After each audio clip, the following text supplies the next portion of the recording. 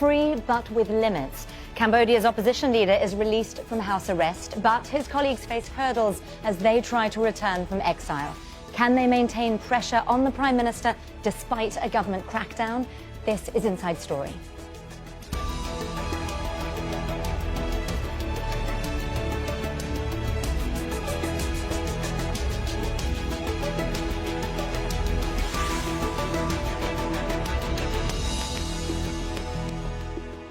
Hello and welcome to the programme. I'm Nastasia Tay. Cambodia's Prime Minister Hun Sen has silenced nearly all voices of dissent in recent years. His government has shut down independent media and dissolved the main opposition, Cambodia National Rescue Party, or CNRP. Now, a prominent CNRP leader has been freed after a year of house arrest. But Kem Sokha still faces severe restrictions and is banned from leaving the country. Meanwhile, his colleagues, including prominent party co-founder Sam Rainsy, are facing challenges of their own as they try to return to Cambodia from exile.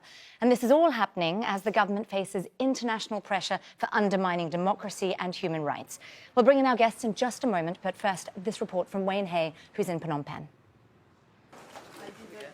The president of the opposition Cambodia National Rescue Party spent his first full day of relative freedom still in his home in the capital Phnom Penh. He met diplomats. The first was the ambassador of France, which is one of the countries applying most pressure on the Cambodian government. Kem Sokha didn't talk to the media, but his spokesman said the meetings were an opportunity to say thank you. It's just to pay a visit, to express greetings and to interact on a personal level. Kem Sokha is still banned from political activities and the charge of treason against him stands. The decision to end his house arrest came the day after the acting president of his party, Sam Rainsy, flew into Malaysia from exile in France, saying he'll return to Cambodia. Heavy security has been deployed on the streets of Phnom Penh as a warning to anyone thinking of helping him achieve his stated goal of overthrowing the government. On Tuesday, the European Union will deliver a report to Prime Minister Hun Sen's government outlining its concerns over a decline in democracy and human rights. It's threatening to withdraw Cambodia's preferential trade agreement if significant improvements aren't made. But the ruling party says the court's decision on Kem Sokha was not made in response to that threat. This is the opinion of outlawed rebels who have always taken up the issue of the Cambodian government. Kem Sokha's case is under the control of the courts, so it's not relevant. The developments come in the middle of an important holiday in Cambodia, the annual water festival. Politics is absent as crews and boats from around the country converge on the capital to mark the end of the wet season, when the Tonle Sap River changes direction. Even if the government is able to appease the European Union, there are big question marks over whether there will be any significant space in the short term for the Cambodia National Rescue Party. Prime Minister Hun Sen has tried very hard to destroy the threat posed by the opposition. That undoing the damage completely now seems unlikely. Still, the members of the banned party see the international pressure and attention as an opportunity to try to restart their political careers and resume their campaign to change this country's direction. Wayne Hay, Phnom Penh for Inside Story. Now, that crackdown on the opposition Cambodia National Rescue Party, or CNRP, intensified after it made gains in elections in 2013 and 2017. Party co-founder Sam Rainsy went into self-exile. He's been convicted of several crimes in absentia, charges his supporters say are all politically motivated. Fellow co-founder of the CNRP, Kem Sokha, was arrested for treason more than 2 years ago. The Supreme Court dissolved the National Rescue Party in the run-up to last year's general election. Several independent media outlets have been forced to shut down, and dozens of CNRP supporters have been arrested this year, accused of plotting to overthrow Prime Minister Hun Sen.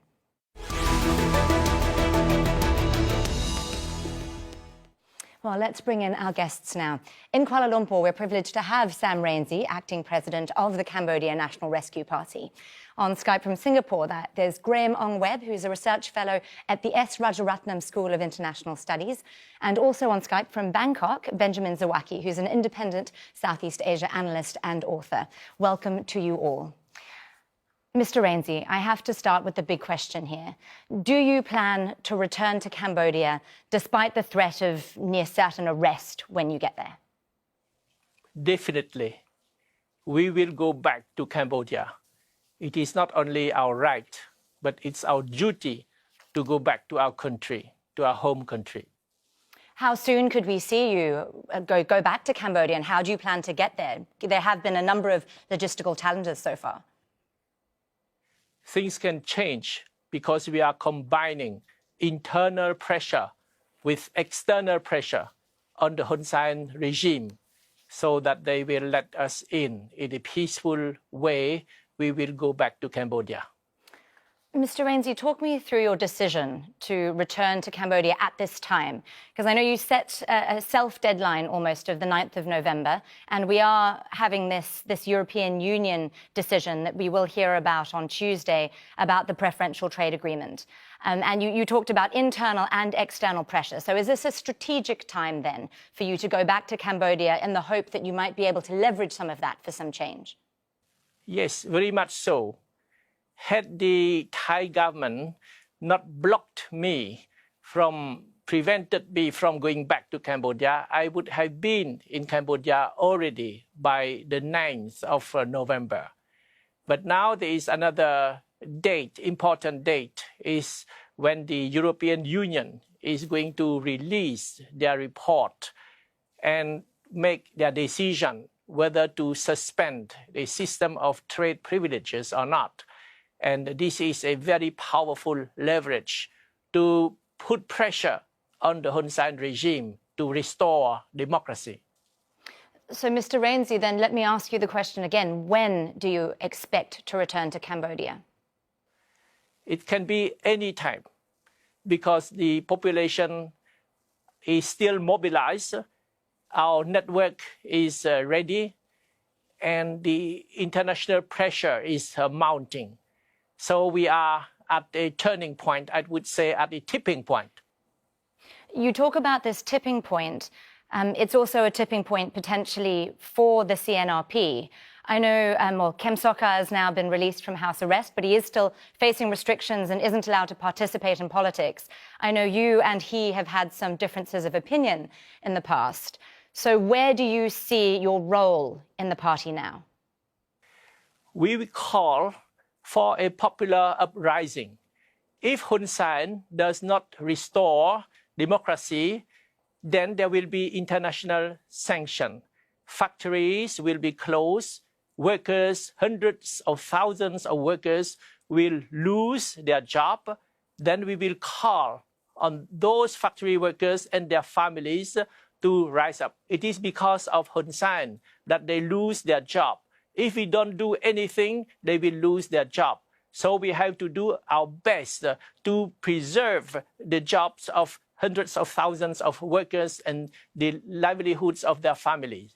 When you say you're calling for a popular uprising, then, is there a concern that there could be violence? We have seen this crackdown on the part of the government, and now you're asking potentially thousands of people to come out onto the street, and there has been a lot of violence in Cambodia in its history. Could there be a civil war?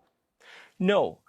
We will follow the example of the Filipino people in 1996 when there was a peaceful popular uprising forcing the dictator at that time, Ferdinand Marcos, to flee the country. I think this can happen in Cambodia with Hun Sen also fleeing the country under the pressure from the crowd.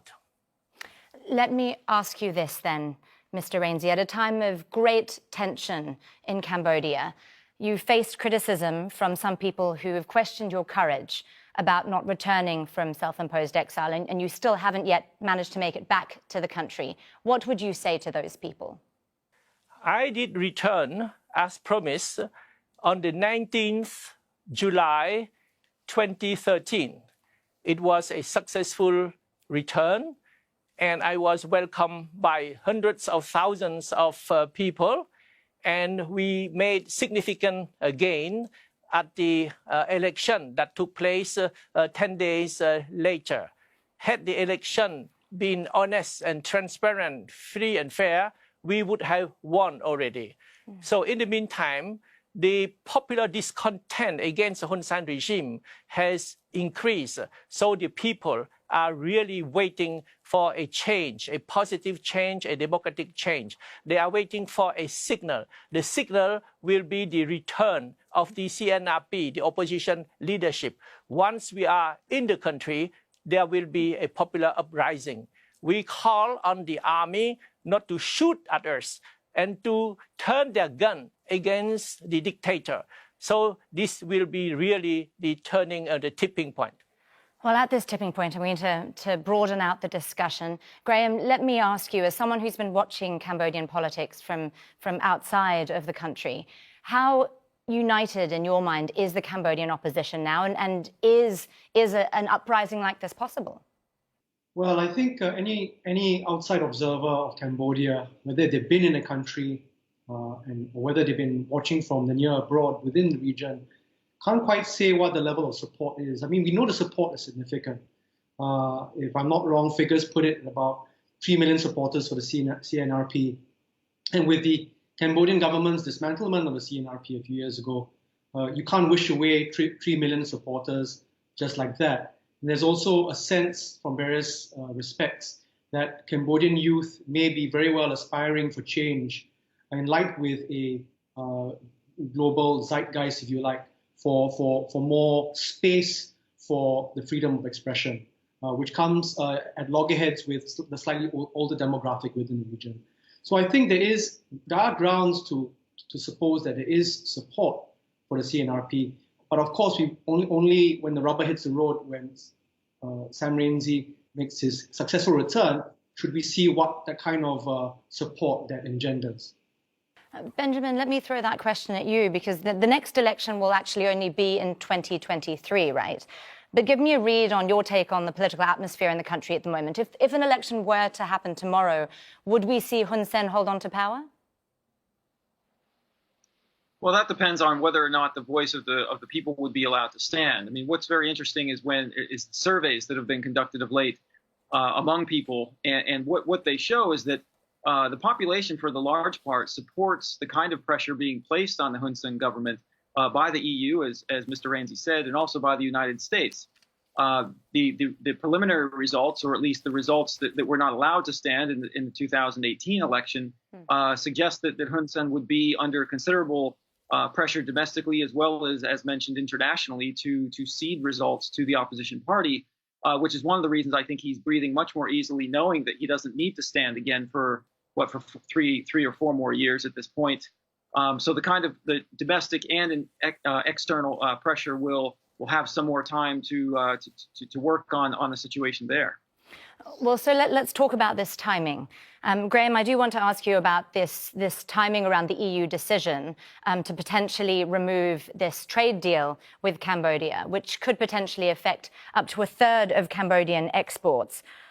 So right now, do you think that this is a potential diplomatic sleight of hand to try to get Kem Sokha out of house arrest, get everyone looking the other way, say, look, this is a relaxation of restrictions. We are opening up to democratic change potentially.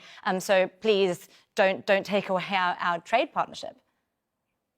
Definitely, of course, this is all well timed. I mean, this is a calculated chess move, not only by the Cambodian government, in response to these increasing pressures by the European Union, and presumably by a stretch by the Trump administration, but not so much. And of course, the CNRP, led by Sam Rainsy and others, in order to time it to their strategic advantage.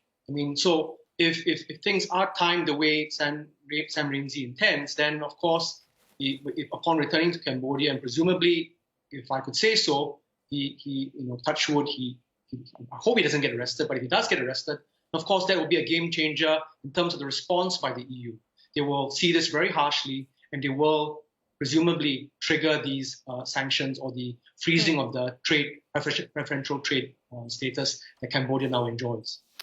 Benjamin, so this trade agreement, the everything but arms trade agreement, if that is dropped, who will then suffer the most? Because as Mr. Ainsley was saying there is a large amount of lower income workers within the garment industry. Presumably they're going to lose their jobs. Will it have the intended effect when it comes to political change, or could it just mean a huge amount of economic suffering? Well, it really depends. I mean, when you look at the international situation, for example, China could make a move to step in and try to mitigate against the ill effects on the average person should that the trade preferences be dropped. China is at the moment the largest trading partner with Cambodia. It's its largest foreign investor. It's its single largest bilateral donor. It happens to be its largest source of foreign tourism. The Belt Road Initiative, China's signature international policy, has been largely embraced within Cambodia, at least at the top, through the Sihanoukville Special Economic Zone and a related highway. And so it's definitely possible that if the local economy and local people are hurt either by EU or US sanctions relating to trade preferences, the same things are being considered by the US Congress as are being considered by the European Union. It's possible that China will seek to further deepen its influence in the country by filling that void and stepping in and trying to give enough aid to not only to mitigate the ill effects of that, but also to turn the tide of the public opinion that I mentioned earlier, whereby you have a population that's largely in support of the pressure that's being applied to Hun Sen, even if the government itself is resisting that pressure. Mr. Ainsley, you've been talking to various different Western powers about change in Cambodia, and you've also been watching the Cambodia-China relationship grow closer and closer in recent years. How much has that changed things? Has that given you some leverage in terms of encouraging perhaps Western nations who might want to curtail Chinese influence in the region to maybe get a little bit more proactive about what's happening in Cambodia? Yes, this is a real source for concern. Cambodia is becoming a Chinese colony. For the first time, we see China sending hundreds of thousands of settlers. They are not ordinary tourists. They have come to Cambodia to stay, to settle there. So we are very worried.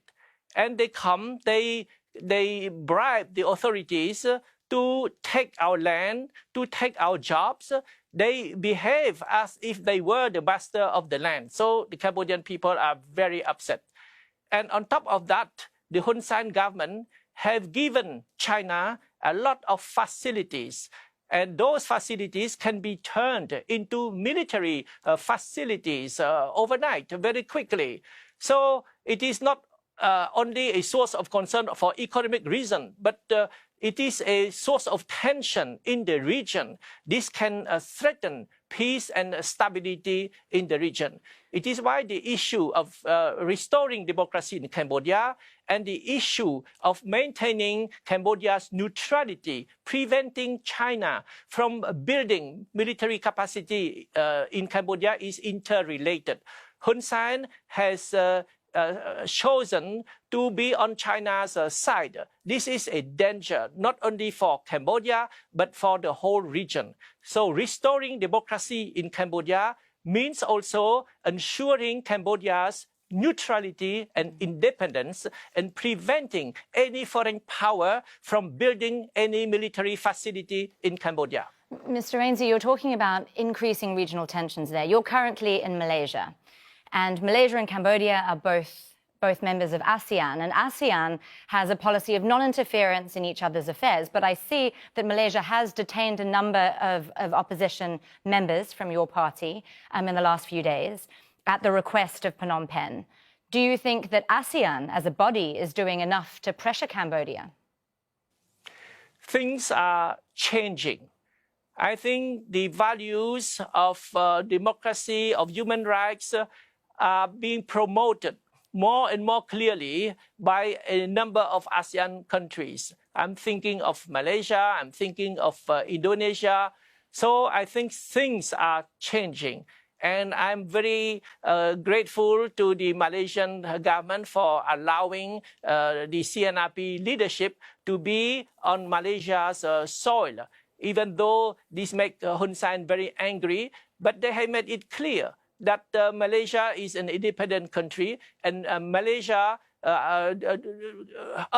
want to uphold universal values of human rights and democracy. And Malaysia set a good example when the opposition won the last election. This gave a lot of hope to the Cambodian people because of the similarities between the two countries.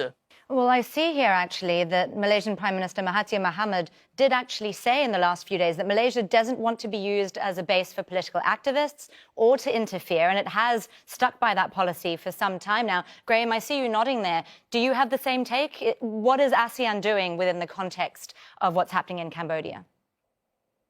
Well, I'm sure that Sam Rainsy is very appreciative of the hostmanship he's receiving from the Malaysian authorities right now. But I respectfully disagree with him with regards to the so-called climate of hope within ASEAN vis-a-vis the support for human rights, in the region. I think we have slipped back because of this climate of deepening authoritarianism across various ASEAN countries. So Malaysia may very well be an exception to the rule, although I'm not quite sure there. But right now, I think in terms of timing, he might not find much advantage in terms of ASEAN support. I mean, right now, with the Rodrigo Duterte administration in the Philippines, there's a tightening up there in terms of the tightening military grip of the Thai military junta in Thailand. Not very much hope there as well. And also in places like Laos and Vietnam, which are rather closed systems. Singapore, many external observers will question whether or not it's become more democratic. There's been a tightening of political rule in my country. And so I think this is a very poor climate in terms of the support that Cambodia could well receive if democratic change is in the cards for the country. Benjamin, let me throw that question about hope to you as well, because I see that Hun Sen vowed just last year that he was going to rule for another decade. And then just a month ago, I believe, he announced that his eldest son, Hun Manet, would be the possible future leader of Cambodia. And he is a very strong man in the military there. So could we see a continuation of the Hun political dynasty here? Or is there hope for change? Well, we certainly could see the continuation. He's only 66 years old. He's been exclusively in power for 22 years, and he shows very little sign of loosening his grip. I would agree with Graham that if you're looking at ASEAN as the answer, you're probably looking in the wrong place. It's been historically difficult for ASEAN to speak with a single voice on any major rights issue. Far easier it has been for them to speak with a collective silence. You look over the past 2 years at the genocide that's taken place in Myanmar, about which ASEAN has done very little, and looking eastward in the South China Sea, ASEAN has been ineffective and ineffectual at speaking with a single voice at Chinese encroachment in the South China Sea. And I would add that Cambodia has really aided and abetted China in all of that. It has several times frustrated and at least once blocked ASEAN from issuing a joint communique about the South China Sea at the request of China. China essentially leaning on Cambodia as ASEAN chair at the time and saying, we don't want ASEAN to be speaking with a single voice on this. It has very much been China's MO within the region to sort of divide and influence within ASEAN, and Cambodia has been a very willing accomplice to that. Let me ask just one last question then to Mr. Rainsy. At this point, do you personally, having been out of the country for all these years and potentially returning very soon, do you feel hopeful for your country at this stage? Yes, very much so, because there is not only the issue of restoring democracy in Cambodia, but the issue of China's expansionist policy. With democracy restored in Cambodia, Cambodia will be a factor of peace, and Cambodia will not allow China to build any military facilities. I think this consideration has opened the discussion about Cambodia. And we will leave it there for now. It's a story we'll be continuing to watch very closely. Thank you to all of our guests, Sam Rainsy, Graham Ongweb and Benjamin Zawaki. And thank you too for watching. You can see the programme again anytime by visiting our website, aljazeera.com.